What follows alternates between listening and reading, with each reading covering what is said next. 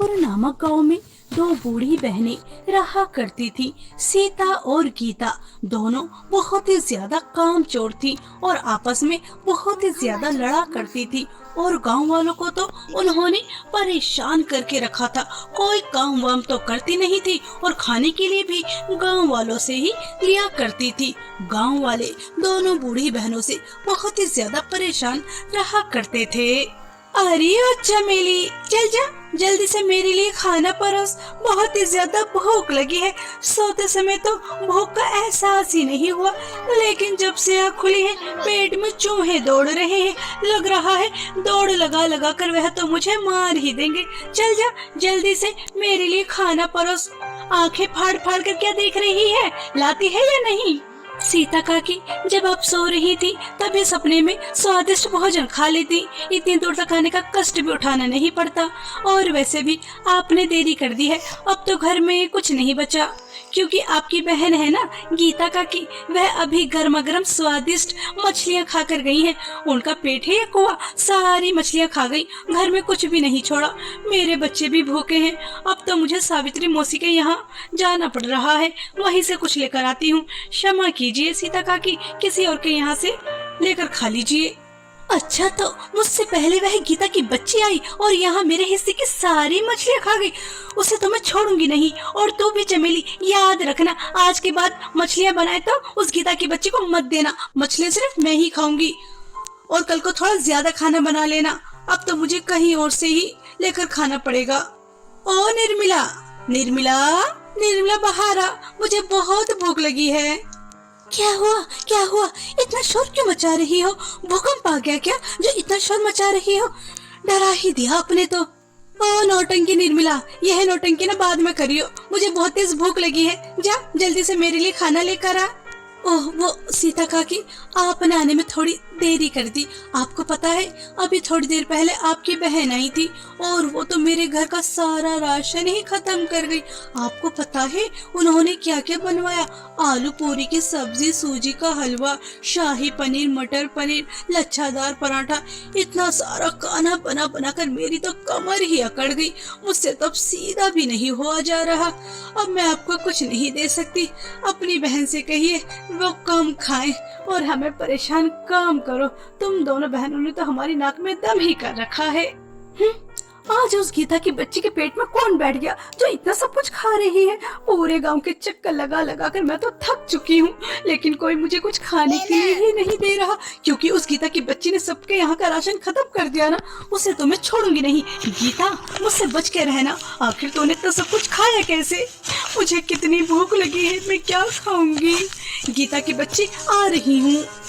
ऐसा कहकर सीता अपनी बहन से लड़ने के लिए जाती है और सीता के जाने के बाद सभी गांव वाले इकट्ठा होकर बहुत ही ज्यादा हंसते हैं, क्योंकि उन्होंने दोनों बहनों में फूट डालने के लिए और अपने आप से छुटकारा पाने के लिए ऐसा क्या था। लगता है अब यह प्लान हमारा काम कर जाएगा। दोनों बूढ़ी औरतों ने हमारी नाक में दम कर रखा था, जब देखो हमें परेशान करने के लिए आ जाती है, जैसे हमें कोई काम धंधा है ही नहीं। ओहो, देखो तो महारानी आ गई है। सीता की बच्ची, मैं तेरा कब से इंतजार कर रही थी। मैं तेरे घर भी गई थी, लेकिन घर पर ताला लगा था। फिर सोचा कि तुम मुझसे मिलने जरूर आएगी और तब से मैं तेरा इंतजार कर रही हूँ। सीता की बच्ची, तेरी हिम्मत कैसे हुई इतना सब कुछ खाने की? उल्टा चोर कोतवाल को डांटे, तेरा दिमाग तो खराब नहीं हो गया? पूरे गांव के चक्कर लगा लिए, एक एक के घर गई, सबको डराया धमकाया, लेकिन फिर भी किसी ने कुछ खाने के लिए नहीं दिया, क्योंकि उनका घर का राशन तो तू खाकर आ गई है ना। पेट है या कुआं? पेट के अंदर किस जिन को बिठा के रखा है जो इतना सब कुछ खा रही है?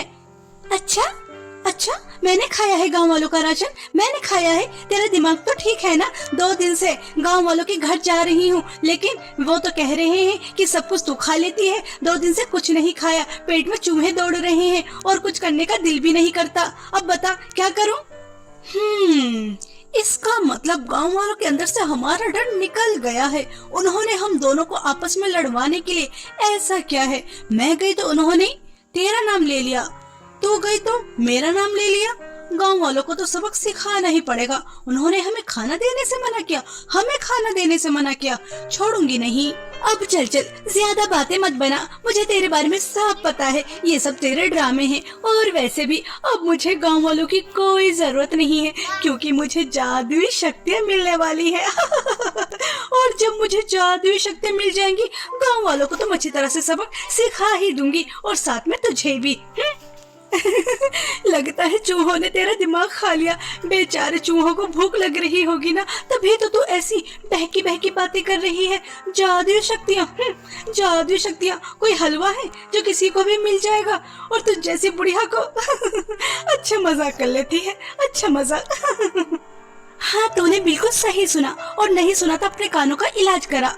मैं बिल्कुल सच कह रही हूँ, मुझ जैसी बूढ़ी औरत को ना जादुई शक्तियाँ मिलने वाली हैं। उसके बाद मैं बहुत ही ज्यादा शक्तिशाली हो जाऊंगी, और उसके बाद मैं सबको अच्छी तरह से सबक सिखाऊंगी। यह मत सोचना कि मैं तुझे जादुई शक्ति के बारे में बता दूंगी कि कहाँ से मुझे जादुई शक्तियाँ मिलने वाली हैं।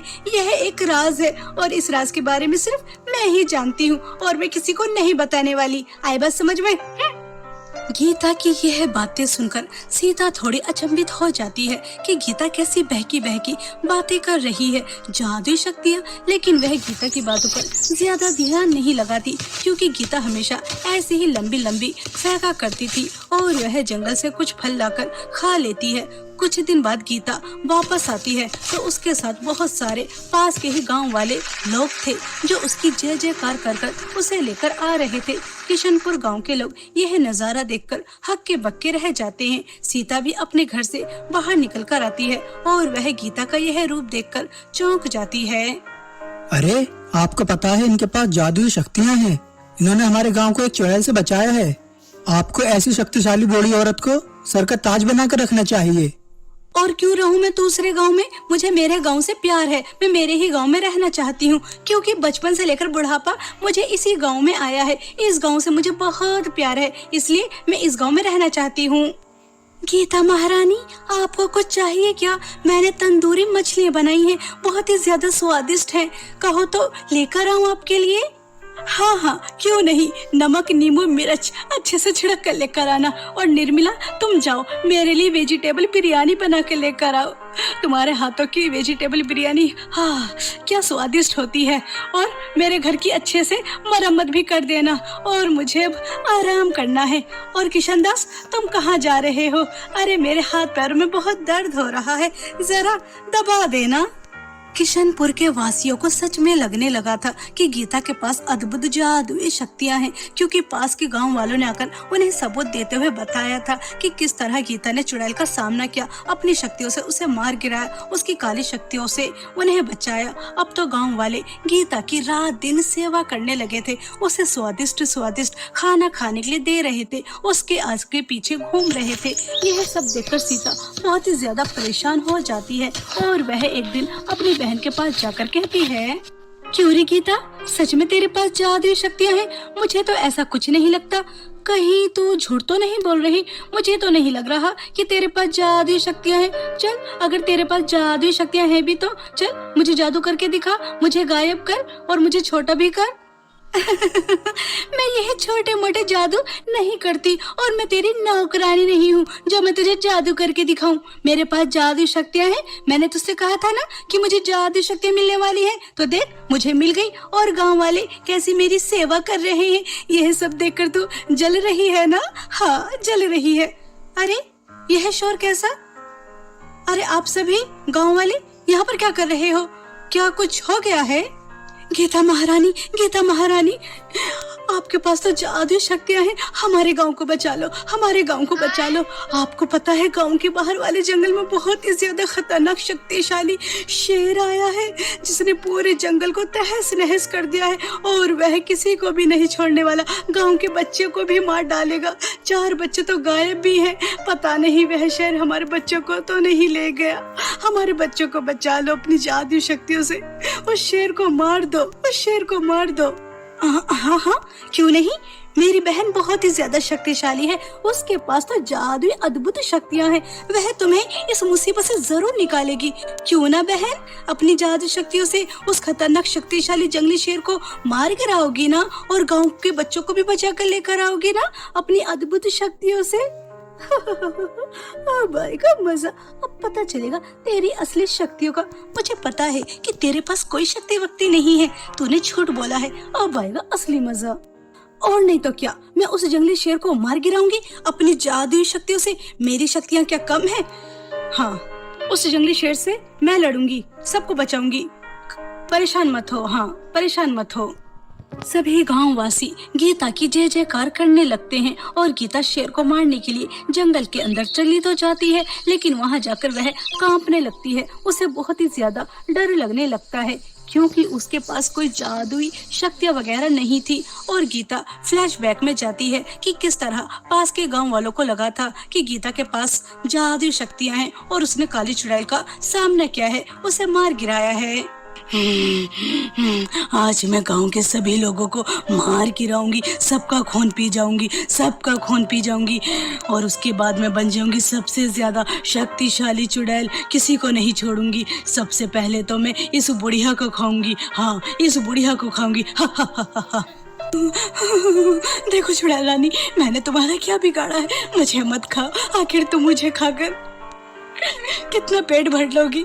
अभी मेरी उम्र ही क्या है, मैं अभी और जीना चाहती हूँ, जिंदगी के मजे लेना चाहती हूँ, ऐश करना चाहती हूँ, मौज मस्ती करना चाहती हूँ। देखो मुझे मत खाओ, मुझे मत खाओ।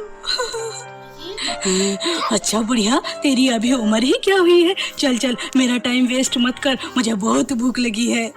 ऐसा कहकर जैसे ही वह चुड़ैल गीता को खाने वाली होती है, तभी गीता एक लंबी सी छलांग लगाती है और वह पेड़ पर जा बैठती है। और उस पेड़ पर एक मटकी लगी थी, उसके छलांग लगाने की वजह से वह मटकी नीचे गिरकर टूट जाती है और उस मटकी के अंदर उस चुड़ैल की सारी जादुई काली शक्तियां थी और उसकी जान भी। वह मटकी टूटते ही वह चुड़ैल जलकर राख हो जाती है। यह सब दृश्य गाँव वाले देख रहे थे। उन्हें लगता है कि गीता ने ही उस चुड़ैल को मार गिराया है, लेकिन अब वह जंगल आकर बुरी तरह से फंस चुकी थी, क्योंकि वह जंगली शेर बहुत ही ज्यादा खतरनाक था और उसके पास कोई जादुई शक्तियां भी नहीं थी। वह बस ऊपर वाले से प्रार्थना कर रही थी। अरे अरे, ये मैं कैसी मुसीबत में फंस गई। मेरे पास तो कोई जादुई शक्तियां वगैरह कुछ भी नहीं है। लगता है मेरा ये झूठ मेरी मौत का कारण बनेगा। ना मैं गांव वालों से झूठ बोलती हूँ, नहीं मैं इस जंगल में उस जंगली शेर के सामने लड़ने के लिए आती। अब क्या होगा, क्या करूं, कुछ भी समझ में नहीं आ रहा। उस जंगली शेर से कैसे लड़ूंगी? अरे अरे, ये खतरनाक आवाज, लगता है वह जंगली शेर मेरी ही तरफ आ रहा है। गीता, लगता है तेरी जीने की इच्छा खत्म होने वाली है, तो मरने वाली है। बस अब तुझे ऊपर वाला ही बचा सकता है। इस तरह से गीता बहुत ही ज्यादा रो रही थी कि अब वह क्या करे, जंगली शेर से अपने आप को कैसे बचाए। तभी वह शेर गीता के सामने आकर खड़ा हो जाता है और वह अपनी लाल लाल आंखों से उसे घूर रहा था, जैसे गीता को एक ही निवाले में चट कर जाएगा। और गीता ऊपर से लेकर नीचे तक कांप रही थी, उसे बहुत ही ज्यादा डर लग रहा था कि तभी बहुत तेज तूफान आता है। और जिस पेड़ के नीचे वह जंगली शेर खड़ा था, वह पेड़ बहुत ही ज्यादा बड़ा था और उस तूफान की वजह से वह पेड़ गिर जाता है और उस पेड़ के नीचे दबकर वह शेर मर जाता है। कुछ देर बाद वह तूफान भी थम जाता है और जब सभी गांव वाले उस मरे हुए शेर को देखते हैं और गीता उसके पास खड़ी थी, सबको लगता है कि जैसे गीता ने ही उस जंगली शेर को मार गिराया है। असंभव, असंभव गीता, तूने सच में इस जंगली शेर को मार गिराया? यह कितना ज्यादा खूंखार है, कितना ज्यादा खतरनाक है, और तूने इसे मार गिराया। सच में तेरे पास तो अद्भुत शक्तियां हैं। तू तो हमारे गांव के लिए एक वरदान है। तुझे ही नहीं लग रहा था, तुझे ऐसा लग रहा था मैं झूठ बोल रही हूँ। आ गया यकीन? देख, मेरे पास जादुई शक्तियां हैं। मैंने पहले पास वाले गांव को बचाया और अब मैंने अपने गांव को बचाया। मैंने तुम्हारे ऊपर बहुत सारे एहसान किए हैं। अगर मैं इस जंगली शेर को नहीं मार गिराती तो तुम सबको यह कच्चा चबा जाता और डकार भी नहीं लेता। मेरी वजह से तुम सबकी जान बची है, तुम सबकी जान मेरी वजह से बची है। इस बात को कभी भूलना मत। हाँ, बता देती हूँ। गीता महारानी, यह आप कैसी बातें कर रही हैं? भला आप जैसी अद्भुत शक्ति को कोई भूल सकता है? आपकी वजह से हमें इस खतरनाक शेर से छुटकारा मिला है। अगर आपकी जादुई शक्तियाँ और आप नहीं होती तो ये शेर हम सबको कच्चा चबा जाता। गीता महारानी की जय हो, गीता महारानी की जय हो, गीता महारानी की जय हो। इस तरह से सभी गांववासी गीता की जय जयकार करने लगते हैं और अब तो गीता अपनी चालाकी की वजह से और अच्छी किस्मत की वजह से गांव पर राज करने लगती है। यह बात सीता को हजम नहीं होती। गीता की बच्ची, मुझे अभी भी यह बात हजम नहीं हो रही कि तू जैसी बुढ़िया के पास जादुई शक्तियाँ, इस बात का तो मैं पता लगा कर ही रहूंगी। आखिर तू हम सबसे क्या छुपा रही है? आज नहीं तो कल तेरा असली चेहरा सबके सामने मैं लेकर ही आऊंगी। तेरी वजह से मेरी इज्जत तो कोड़ी की हो गई है। कोई मुझे पूछता भी नहीं है, मेरी तरफ आंख उठाकर भी नहीं देखता और मेरी बहन होकर तू भी मेरी मदद नहीं करती। छोड़ूंगी नहीं तुझे। गीता की बच्ची, तेरी सच्चाई का तो मैं पता लगा कर ही रहूंगी। गीता अपनी चालाकी से गांव पर राज कर रही थी और बेचारी सीता अब कोई उससे डरता भी नहीं था और ना ही उसे